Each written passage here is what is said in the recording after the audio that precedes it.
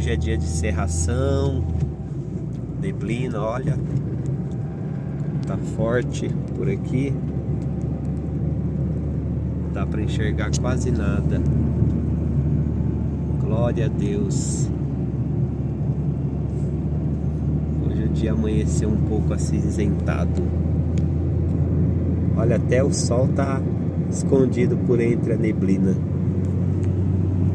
Mas isso aí, né? Graças a Deus, estamos vivos, podendo louvar, glorificar e exaltar o nome do nosso bondoso Salvador.